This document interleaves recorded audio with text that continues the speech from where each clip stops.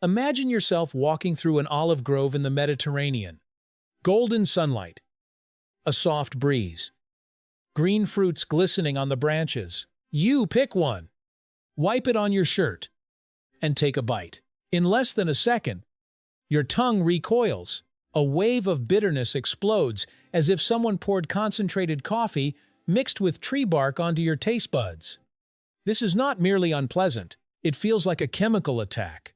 Unlike apples or grapes, fruits that invite animals with sweetness and aroma, green olives are equipped with a molecular defense system. They do not want to be eaten before they are ready. The seed inside needs time to complete its embryonic structure and accumulate energy, and to protect that process, the olive tree evolved a form of armor known as oleuropein. If we viewed it through a Kurzgesagt-style vector graphic lens, oleuropein could be imagined as tiny spikes covering the walls of a fortress. Each molecule stands like a guard, ready to unleash intense bitterness to repel any intruder. Yet here lies the paradox: we do not just eat olives. We eat something that was designed to resist us. Why did humans decide to domesticate a fruit that was essentially born as a chemical weapon? The answer lies in molecular structure, in time, and in humanity's ability to transform biological warfare into a culinary peace treaty. Oleuropein belongs to a class of compounds called sequaridoid glycosides. If you look at its chemical structure, you would see a phenolic core linked to a glucose molecule. The phenol contributes strong bitterness and biological activity. The glucose portion allows the compound to dissolve in water and move easily through plant tissues. In green olives, the unripe stage oleuropein reaches its peak concentration. At this point, the seed inside is not fully developed. The tree must defend it from birds and herbivores. When a creature bites into a green olive, enzymes in saliva begin interacting with oleuropein, releasing smaller molecules such as hydroxytyrosol. These molecules strongly activate bitter taste receptors on the tongue, particularly the TES2R receptor family. The brain immediately sends a signal: danger, do not eat.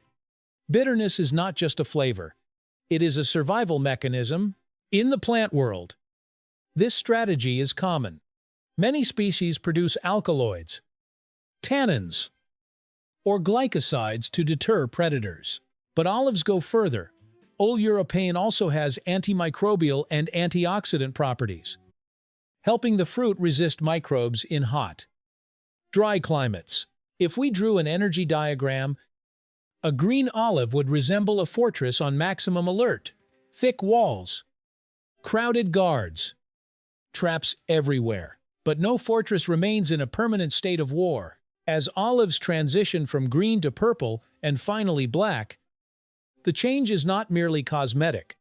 It is a complete biochemical restructuring. During ripening, endogenous enzymes begin breaking down oleuropein. Glycosidic bonds are cleaved, molecular structures loosen, and bitterness gradually decreases. At the same time, lipid content, especially oleic acid, increases. Oleic acid is a monounsaturated fatty acid with a single cis double bond in its carbon chain. This double bond causes the molecule to bend slightly, preventing tight packing like saturated fats, which is why olive oil remains liquid at room temperature. If a green olive is a young warrior, muscles tense and ready for battle. A black olive is the retired version. Defense systems weaken. Energy shifts from protection toward nutrient storage. The dark color forms due to anthocyanins, antioxidant pigments commonly found in ripe fruits. This is not decay. It is a biological signal that the seed is ready for dispersal. Essentially, the difference between green and black olives is a timeline. One represents peak defense, the other, disarmament. But humans are not the most patient species, and we found ways to shorten that timeline. Fresh olives, whether green or black, are too bitter to eat directly. So humanity invented curing brining, fermentation, or alkaline treatment. Think of it as chemical laundering. The goal is not to create new molecules, but to remove bitter ones from the system. In salt brining, osmotic pressure pulls oleuropein out from the fruit flesh into the surrounding solution. Meanwhile, lactic acid. Bacteria convert sugars into lactic acid, lowering pH and stabilizing the environment. This process can take weeks or even months. For green olives, whose tissues are still firm, it is like slowly carving stone. Patience is required, along with repeated water changes. In alkaline curing, producers use diluted sodium hydroxide to rapidly break down oleuropean structure. The alkaline environment raises pH and disrupts ester and glycosidic bonds, allowing bitterness to dissolve quickly. Afterwards, the olives are rinsed thoroughly and transferred into brine for stabilization. Black olives, with softer tissues and lower oleuropean levels, behave more like sponges. They require far less carving. Through these processes, humans do not destroy the fortress by force. We negotiate with it through chemistry. Here is an intriguing truth.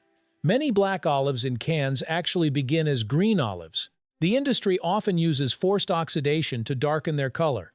When olives are exposed to air in an alkaline environment, phenolic compounds oxidize, producing a uniform black shade. To fix the color, iron gluconate is added, a salt that stabilizes the pigment. The result is perfectly uniform black olives, identical as if 3D printed biologically. However, they may never have undergone the long natural ripening process. Imagine painting a newly built house black to give it an antique look. The color may convince your eyes, but the structure inside remains young. This does not mean such olives are dangerous, but it reveals something deeper. Humans are willing to manipulate visual signals, one of the oldest languages shared between plants and animals. We do not simply eat olives.